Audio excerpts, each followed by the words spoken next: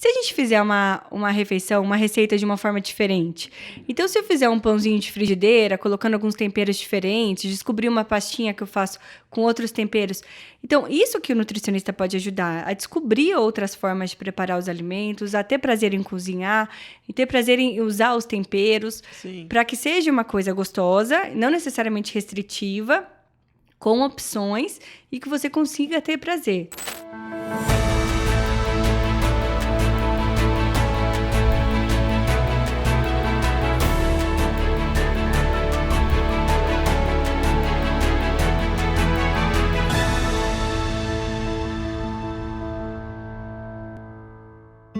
Olá, pessoal! Bem-vindos e bem-vindas a mais um episódio do podcast Endotalks. Meu nome é Juliana Esperandio, sou médica, ginecologista, especialista em cirurgias minimamente invasivas e trabalho com pacientes com endometriose. Hoje a gente vai falar sobre alimentação anti-inflamatória na endometriose, um tema super quente também. E eu trouxe nada mais, nada menos do que mais uma Juliana aqui para completar nosso time especialista em endometriose, nutricionista. Ju, quer se apresentar? Olá, pessoal. Bom, eu sou nutricionista aqui na Clínica Lira, já trabalho com saúde da mulher há muitos anos e a gente tem se especializado em endometriose. Eu tenho formação em fitoterapia, em doenças crônicas e também fiz uma formação em coaching para poder ajudar as pacientes nesse processo de mudança de comportamento. E vamos lá, vai ser um prazer falar sobre esse assunto hoje, Ju. Excelente. Gente, assim, especialista melhor que essa, acho que não existe, né? Tudo que a gente quer saber é como mudar hábito alimentar, como a inflamação impacta na doença, né? O que a gente pode fazer para ajudar essas pacientes. Eu queria começar assim, eu acho que é importante a gente começar falando o que é a tal da alimentação anti-inflamatória partindo do ponto da inflamação da endometriose. Então, pessoal, a gente sabe que uma das gêneses da doença é o excesso de inflamação no corpo daquela paciente com endometriose. Então, é como se o nosso corpo se equilibrasse entre processos oxidativos e antioxidativos, né? O oxidativo é que inflama e o antioxidativo é que desinflama. A paciente com endometriose, ela tem uma facilidade para ter esses processos oxidativos mais ativos no nosso corpo, né? Uhum. E é isso que gera inflamação e potencialmente pode piorar os sintomas dessas pacientes. Lembrando que quando a gente fala de inflamação, a gente não está falando só de inflamação pélvica. Tem um estudo recente que mostrou que a inflamação na paciente com endometriose é no corpo inteiro, né? Cerebral, eventualmente até cardiovascular e pélvica. Então, a gente traz a alimentação justamente para auxiliar essas pacientes a controlarem a inflamação do ponto de vista alimentar, né, que a gente já sabe que a alimentação tem um papel importante nisso. E, além disso, existe também uma linha de pensamento em que a gente consegue controlar o excesso de estrogênio circulante no nosso corpo, que é um dos principais estímulos aos focos de endometriose. A gente tem alguns recursos de alimentação e de suplementação que podem nos ajudar nessa linha também, né, Ju? Então, Exatamente. Conta um pouquinho pra gente como a alimentação pode impactar na endometriose e o que é a tal da alimentação anti-inflamatória, se a gente pode chamar de alimentação anti-inflamatória mesmo. Sim, perfeito, Ju. Acho que você fez uma boa introdução, porque a endometriose depende tanto de inflamação quanto desse estímulo hormonal. E a alimentação pode atuar nos dois. Então, se a gente for pensar em inflamação, os nutrientes, eles podem estimular a produção de substâncias pró-inflamatórias no nosso corpo. Então, existe essa ligação entre o que a gente come e como o nosso corpo responde da parte inflamatória. E existem nutrientes que, por outro lado, podem controlar especialmente esse estresse oxidativo, esse aumento de radicais livres, que é muito presente nas pacientes com endometriose e na lesão de endometriose. Então, os alimentos com efeito antioxidante, eles podem neutralizar os radicais livres e ter esse efeito de reduzir a inflamação.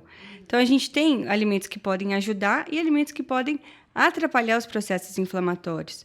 E outra parte muito importante é exatamente essa questão do metabolismo de hormônios.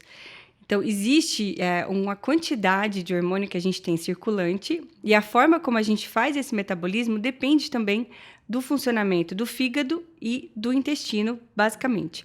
Então, imagina que o excesso de hormônio que a gente tem, por exemplo, quem vai fazer esse processo de limpeza e detoxificação é o fígado. Para o fígado ter todas as enzimas funcionando direitinho para ajudar a fazer essa limpeza, ele depende da ingestão de determinados nutrientes.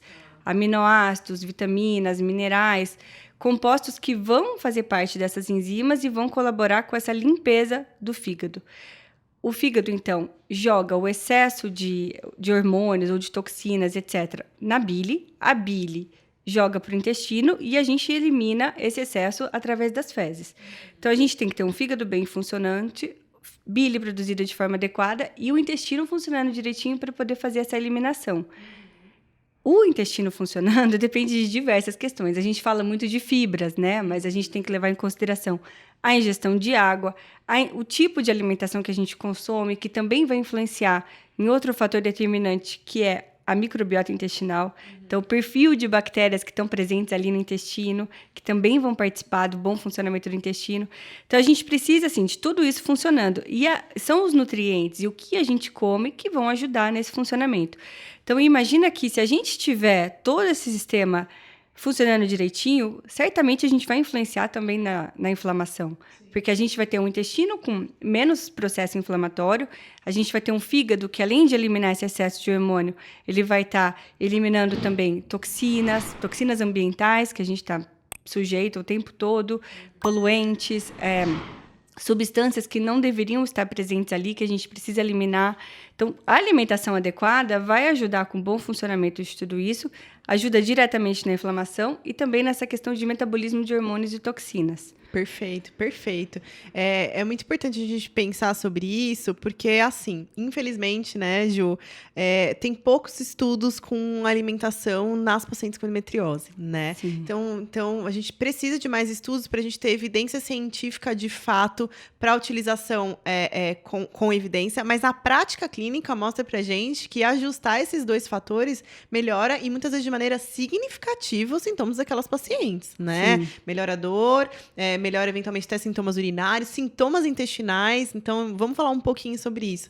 Como a alimentação pode auxiliar, pela sua prática clínica, nos sintomas, principalmente nos sintomas de dor e nos sintomas intestinais que essas pacientes apresentam? Claro.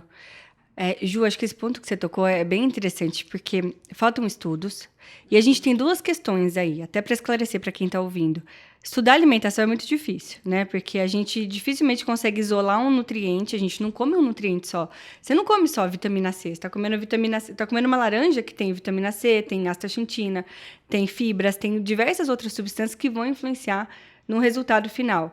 E as pacientes com endometriose, até eu que já trabalho com isso há bastante tempo, posso dizer que é muito difícil a gente homogeneizar, né? A gente jogar todo mundo no mesmo balaio. As pacientes são muito diferentes, Elas vêm com sintomas diferentes, elas vêm com manifestações diferentes da doença.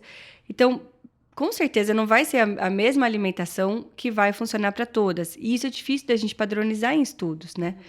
Então, é muito importante lembrar que, apesar de a gente não ter essa comprovação científica, existe uma comprovação que a gente consegue observar na prática clínica mesmo, tá? Com relação à dor, eu acho que é um dos sintomas mais evidentes que a gente percebe a melhora. Então, a paciente que vem mantendo uma alimentação anti-inflamatória, ela provavelmente vai ter uma diferença maior na dor, e isso pode se manifestar de diversas formas, não só a dor pélvica, que é a clássica, mais cólica ou mais dispareunia. Essa dor também pode ser pior, por exemplo, ela pode ter mais dores articulares, ter mais enxaqueca, dores diversas relacionadas a essa inflamação da endometriose. E com sintomas gastrointestinais é onde tem que ser a alimentação. Quando a gente trata sintomas gastrointestinais da paciente com endometriose, não adianta a gente usar só medicamentos ou medidas comportamentais. A gente precisa mudar a alimentação. As pacientes com endometriose, no geral, não se sabe exatamente por quê. Talvez pelo próprio processo inflamatório que dá lesão de endometriose influenciando no intestino. Sim. Mas é muito comum que elas tenham mais intolerâncias alimentares, por exemplo. Talvez algumas questões digestivas, elas não conseguem digerir bem os alimentos, quebrar em partes menores, fazer uma absorção adequada. E aí vem essa questão digestiva de você não digerir bem o alimento e, a partir disso, ter desconfortos. Perfeito. Então, se você não digere bem, se você não absorve bem, substâncias menores, partículas menores desse alimento vão permanecer no intestino, vão ser fermentados pelas bactérias ou até causar um efeito osmótico, por exemplo, e isso vai causar desconforto. Então, por isso que é muito comum que as pacientes com endometriose tenham mais distensão abdominal, alterações no funcionamento do intestino, então pode ser mais constipação, pode ser mais diarreia, até por esse efeito osmótico. E aí, se a gente não ajusta a alimentação, se a gente não individualiza de acordo com as intolerâncias, dificilmente a gente vai conseguir ter um bom resultado. Então, a gente consegue, sim, melhorar a dor fazendo uma alimentação anti-inflamatória e melhorar os sintomas gastrointestinais com esses ajustes de acordo com as questões digestivas que elas apresentam. Perfeito, perfeito. Então, vamos, a partir da sua fala, acho que dá pra gente entrar num ponto que até às vezes é bem polêmico. Não é incomum, né, a gente ter pacientes que chegam no consultório e já com uma dieta pré-pronta, que pegou na internet, nessas dietas pré-prontas. Às vezes as pacientes já estão fazendo a dieta, então viram que carne vermelha piora, glúten, lactose, tiram tudo, chegam subnutridas no consultório. Sim. Muitas vezes, né, sem orientação adequada. Então, eu queria que você falasse um pouquinho sobre esse processo de individualização do cuidado nutricional, porque a gente vê muito na prática que o glúten pode ser inflamatório? Sim, pode, em excesso, mas não é para toda paciente que ele vai causar desconforto. A gente precisa, por exemplo, tirar glúten, tirar lactose, tirar cafeína, tirar carne vermelha de todas essas pacientes. Conta um pouquinho para a gente de como que é a sua avaliação aí em consulta. Ótimo. É muito comum mesmo as pacientes chegarem já com orientação, né, que procuraram na internet, e o que a gente ouve normalmente? Tira isso, tira aquilo, tira tal. Então, tira glúten, tira lactose, tira carne vermelha, tira açúcar. É o combo básico, normalmente, né? E aí? Eu vou comer o quê? Então, eu tiro carne vermelha, como eu substituo? Eu tiro o glúten, como eu substituo? Então, essa parte de substituição fica muito em aberto e acho que é aí que as pacientes se atrapalham e podem chegar sem se alimentar bem na consulta. Então, elas estão com uma alimentação deficiente em nutrientes ou podem fazer substituições erradas e não conseguir ter resultado com isso. É preciso individualizar, especialmente por essas questões digestivas, tá? Porque se você tem uma paciente com intolerâncias, é importante a gente tentar descobrir quais são as intolerâncias dela. Então, é o glúten, é o trigo, é a lactose? Vamos tentar tirar para observar. Se ela está mais inflamada, se ela está sentindo muita dor, talvez a carne vermelha, que é um alimento mais inflamatório, seja uma prioridade para a gente diminuir, porque aí ela vai ter mais resposta. Açúcar em excesso é inflamatório e os alimentos que contêm açúcar, no geral, não tem só o açúcar de prejudicial, né? Tem outros ingredientes, vão ter mais aditivos, mais gorduras. Então, tem outras questões também que vão ser prejudiciais para a endometriose. Então, a gente precisa individualizar tudo isso e não adianta querer fazer tudo de uma vez, né? Sim, porque a alimentação é fonte de prazer. Sim, né? Isso é um ponto... Assim, eu acho que a gente precisava chegar nisso hoje. Porque eu vejo como uma sentença para as pacientes muitas vezes, né? Então, assim, eu tirei tudo, eu melhorei da minha dor, mas eu vou ficar eternamente restrita a essa alimentação extremamente restritiva mesmo, né? Então, não é assim, né, Ju? Acho que não dá pra gente tentar trabalhar em conjunto com a nutricionista, avaliando de fato o que afeta muito aquela paciente. A paciente entende que aquilo pode piorar a dor e consegue ir dosando o quanto daquilo ela poderia ou não inserir na semana dela, né? Não é porque você tem endometriose que você vai ficar pra sempre sem comer um docinho num aniversário, numa festa, eventualmente, né, Ju? Claro. Então, fala um pouquinho sobre isso, sobre alimentação como fonte de prazer, como que se você acha, inclusive, acho que dá até para incluir na sua fala, se você quiser, se você acha que tem sentido fazer aqueles exames novos que existem sobre parte genética de componentes alimentares específicos, ou se é só a gente restringindo que poderia ver se de fato o paciente, né, tem alguma intolerância. Acho que faz sentido talvez a gente conversar sobre isso aí. Claro. Bom, a alimentação é uma das principais fontes de prazer que a gente tem, né? Eu acho que a pandemia foi um exemplo de que a gente foi privado de diversas fontes de prazer, assim, a gente não conseguia ver a família, ver os amigos, sair de casa e tal. Então, acho que foi quando ficou muito evidente o quanto a alimentação é uma fonte de prazer. Foi praticamente uma das únicas fontes de prazer que as pessoas tinham. E até foi um período de desequilíbrio, eu acho, nesse sentido. E os podcasts também, né? Os podcasts também, exatamente. E vinho, né? Vinho, é verdade. É o risco. Mas, enfim, acho que foi até um período de desequilíbrio, mas dá para entender, né? A gente estava tentando buscar alguma coisa que trouxesse prazer. E eu acho que a carga que a endometriose traz para a vida da paciente, né? O impacto que ela tem na qualidade de vida já é tão grande que se a gente retira essa uma das únicas fontes de prazer da paciente, a carga fica muito maior. Então, se ela não pode nem comer coisas que ela gosta, ou até descobrir coisas que ela gosta. Porque não é que a gente precisa comer hambúrguer todos os dias para ter prazer na alimentação. Mas não. Se a gente fizer uma refeição, uma receita de uma forma diferente. Então, se eu fizer um pãozinho de frigideira, colocando alguns temperos diferentes, descobrir uma pastinha que eu faço com outros temperos. Então, isso que o nutricionista pode ajudar, a descobrir outras formas de preparar os alimentos, a ter prazer em cozinhar, ter prazer em usar os temperos, para que seja uma coisa gostosa, não necessariamente restritiva, com opções e que você consiga ter prazer. Sem só tirar. Como você vai substituir é muito importante. Perfeito. Agora, com relação a esses testes, Ju, eu acho que a gente tem um material muito rico em mãos quando a gente consegue fazer um teste genético, por exemplo, para as pacientes, tá?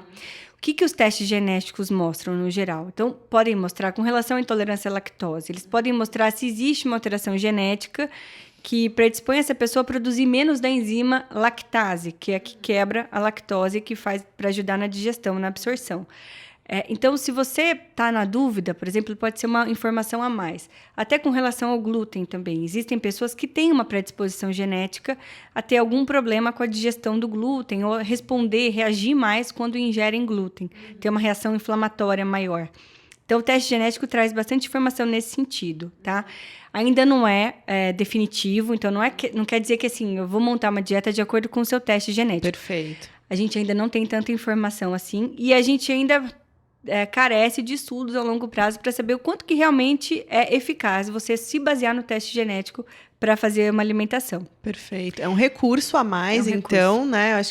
Eu acho que, na verdade, é mais ou menos isso que a gente precisa pensar. Como não tem evidência e são exames caros, né? Muitas vezes, exatamente, a gente precisa entender em qual paciente, de fato, a gente vai se beneficiar da gente fazer um teste. De maneira geral, né, Ju, com recordatório alimentar que você faz em consulta, conversando com a paciente, entendendo o que ela mesma já percebeu que piora a dor ou não, a gente consegue entender, saber o que a gente pode tentar, como que a gente pode tentar conduzir aquela alimentação, tirar isso para tentar uma estratégia ou colocar tal coisa.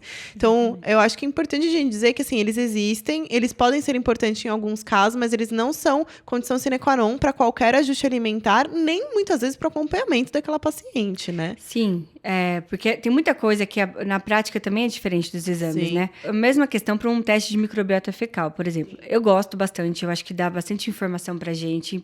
Mas ele pode ser utilizado como, assim, uma carta na manga se os recursos que você já aplicou não foram suficientes. Então, por exemplo, a intolerâncias alimentares. Você já fez as restrições, você já ajustou a dieta da paciente e ainda assim ela está tendo sintoma. Talvez seja interessante você fazer uma avaliação do teste de microbiota fecal para poder ver se tem algum tipo de alteração ali no perfil de bactérias no intestino, alguma coisa que esteja desequilibrada, e aí você vai fazer uma estratégia um pouco mais certeira. Perfeito. Com relação a isso, para poder ter mais resultado. Mas não é essencial, não é o primeiro passo. Não necessariamente. Pode ser o fator limitante ao custo, no geral, ainda são testes muito caros para a gente, mas a gente pode usar assim como uma segunda estratégia se a primeira não foi suficiente. Perfeito. E, Ju, pra gente terminar, a gente podia falar um pouquinho, eu sei que é um assunto assim, que vale 3, 4, 5 episódios do podcast suplementação, né? Assim, é um negócio muito grande. Mas eu queria que você trouxesse um pouquinho o que a gente tem de evidência já para paciente com endometriose.